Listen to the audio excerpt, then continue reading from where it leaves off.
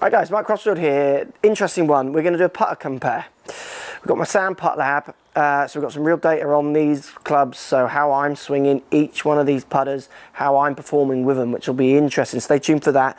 We're going to go TaylorMade Spider Itsy Bitsy against the Ping Vault Oslo putter. Let's get stuck in.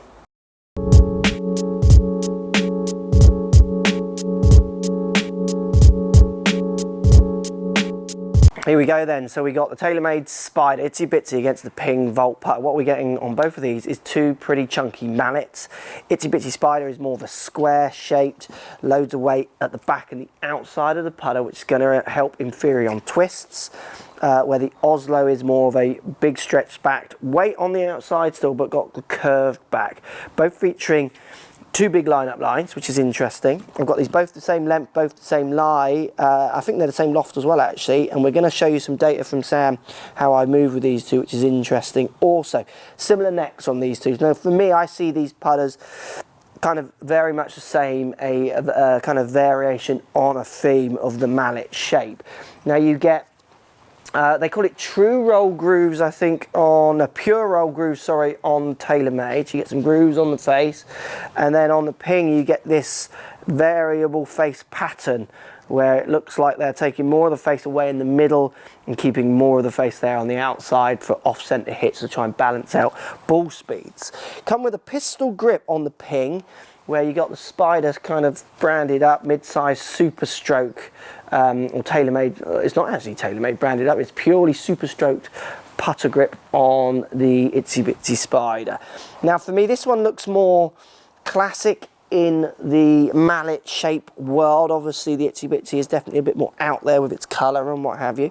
Off the face with the Ping, feels nice, feels solid. This obviously is the Vault series, so it's kind of really high spec milled. It feels kind of medium to soft, not the hardest feeling putter in the world. I definitely feel I could go to a mallet very easily. I do like the shape of this one. I think out of all the mallets I've tried as well, this is one I could bag very easily. Again, off the face, I'd say it's a medium to soft feel. It's quite an interesting feel. It's softer than I was expecting it to feel. Love the looks of that. I think people who maybe want to have as much line help as they can out of a putter, either of these two are going to do the same thing. So obviously this one is a little bit more out there in its look, a bit more spaceship star-y kind of, you know, kind of out there shape, but instantly as easy to use. I think this one, the squareness of this might appeal to more people, as in it does make me really feel if I'm on a straight back, straight through kind of putter, this is going to want to move that way with the straighter lines on this one to the curves of that one. Off the face feeling comparison for the two, next to nothing in it. They feel very similar off the face. They feel very similar moving through the ball. So I can feel that there's plenty of weight coming up behind. I can feel with both of them as well how, like I say, they do feel like they want to move in a straight line, which we're going to look at with the Sam in a second if they do or not, but that's the feeling they give. I think out of these two it would be hard for me to pick.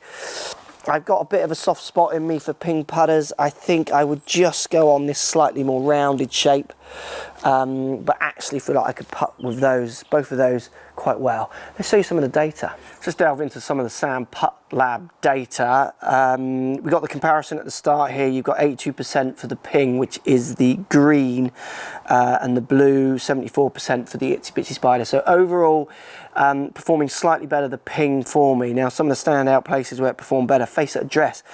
Ping was less open at address for me, so 94% to 87% with the Itsy Bitsy, 0.3 open to 0.7 open with the TaylorMade. And then also consistently in the same spot more with the Ping, which is where it's winning. Path direction, interesting with the Ping, was consistently more left. I can't think of a reason why. It was only 0.6 of a degree, so very small tolerances that Sam is working with. But it was more consistent with the Ping, but it was more left. My stroke goes a little bit left because of ball positions, and I'm going to do a video explaining some of that as well. So very interesting for me on those. The overall rating is that fraction high with the Ping. It's the one I prefer the shape of that little bit more. Feel very similar. If anything, feels a fraction softer. I think I would edge towards that on the data a little bit. Follow me on Twitter, Facebook, Instagram, Snapchat, Periscope, all the normal social places. Also, come and visit my new website, markcrossfieldgolf.com. See you over there.